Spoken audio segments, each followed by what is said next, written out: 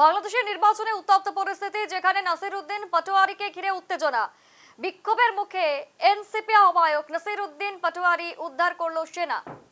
ঢাকা ৮ আসনে ১১ দলীয় জামাত জোটের প্রার্থী এনসিপির মুখ্য আহ্বায়ক নাসিরউদ্দিন পাটোয়ারির উপস্থিতি ঘিরে উত্তেজনা ছড়ালো এলাকায়। প্রতিদ্বন্দ্বী ক্ষমতা দেখিয়ে ৩ ঘন্টার জন্য পোলিং এজেন্টকে কেন্দ্রে ঢুকতে দেওয়া হয়নি বলে অভিযোগ উঠল। প্রার্থী নাসিরউদ্দিন পাটোয়ারিকে ঘিরে ভুয়ো ভুয়ো স্লোগান দেওয়া হয়। উত্তেজনা পরিস্থিতির সৃষ্টি হয়। প্রায় ১০ থেকে ১৫ মিনিট ধরে সেই উত্তেজিত পরিস্থিতির সৃষ্টি হয়ে থাকে। পরে সেনাবাহিনীর হস্তক্ষেপে ভিড় ঠেলে বেরোতে পারেন পাটোয়ারি। ছবি দেখানো হচ্ছে, যেখানে নির্বাচন চলছে এবং নির্বাচনের মাঝেই কার্যত দেখা যাচ্ছে যে বাগেরহাটে সংঘর্ষ। নাসিরউদ্দিন পাটোয়ারিকে ঘিরে রীতিমতো কিন্তু উত্তেজনা। কোনো ক্রমে 10 থেকে 15 মিনিট তিনি সেখানে আটকে থাকার পর বের হন।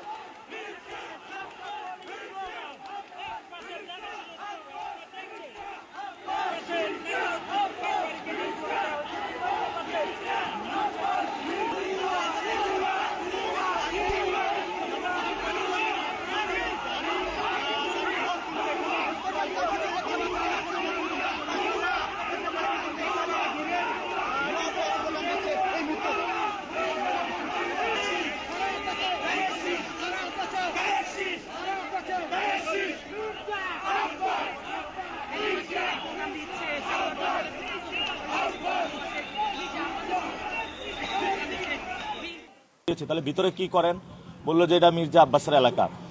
এরপরে প্রিজাইডিং অফিসার একজন সাংবাদিক আমাকে বলল যে প্রিজাইডিং অফিসার এখানে ডিরেক্টলি বিএনপির পক্ষ হয়ে কাজ করছেন, এবং আমি তাকে প্রশ্ন করলাম যে আপনি এটা কেন করছেন। উনি বাংলাদেশ ব্যাংকের উপপরিচালক এবং তার নাম মোহাম্মদ রাসেল। তিনি ডিরেক্টলি ওইখানে হলে ভোট দোয়াকারীর যে মহা উৎসব সেটাতে অংশগ্রহণ করছেন। এরপরে আমরা যখন বের হলাম কেন্দ্র পরিদর্শন করে, আমাদের উপরে তারা আঘাত করা শুরু। আমাদের সাথে যারা ছিল সিকিউরিটি নেতাকর্মী ছিল তাদের উপরে তারা আঘাত শুরু করলো, এবং এই যে আক্তারের উপরে তারা অনেকগুলো আঘাত করেছে। তারপরে সেনাবাহিনী এসেছে, সেনাবাহিনীর সামনে তাদের মির্জা আব্বাসের একজন আঘাত করলো। এরপরে সেনাবাহিনীর সামনে আমরা এই বিষয়গুলো অভিযোগ করলাম, সেনাবাহিনী অভিযোগ শুনলো, তারপরে সেনাবাহিনী উদ্ধার করে সেখান থেকে আমাদেরকে পাঠিয়ে দিয়েছে। তো আমাদের ঝুঁকিপূর্ণ যে কেন্দ্র আছে দুইটা, রেলওয়ে কলোনি উচ্চ বিদ্যালয়, মির্জা আব্বাস কলেজ, সেখানে হলো ভোট ডাকাতির মহা উৎসব চলছে, এবং তারা আমাদের উপরে গায়ে পড়ে মারামারি করে তারপরে হলো ঢাকা ৮-এ ভোট বানচাল করতে চাচ্ছে। এবং মির্জা আব্বাস যদি হারার ভয়ে থাকেন, আমি আপনাকে বলবো খেলায় থাকুন।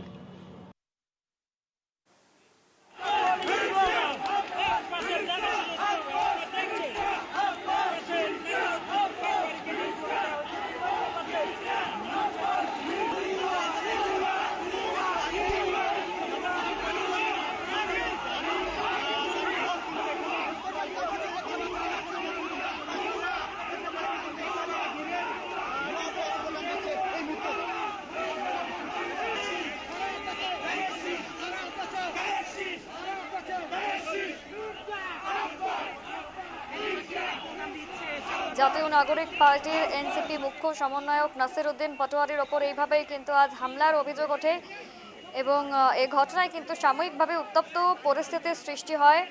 রাজধানীর শান্তিনগর মোড়ে সমর্থকদের নিয়ে কিন্তু অবস্থান বিক্ষোভ করে প্রার্থীরা, এবং এই ঘটনায় আজ দুপুর 2টো ঐক্যবদ্ধ বাংলাদেশ জোটের ঢাকা ৮ আসনের প্রধান নির্বাচন পরিচালনা কার্যালয়ে জরুরি সংবাদ সম্মেলনও কিন্তু ডাকা হয়েছিল, এমনটাও কিন্তু খবর উঠে আসছে।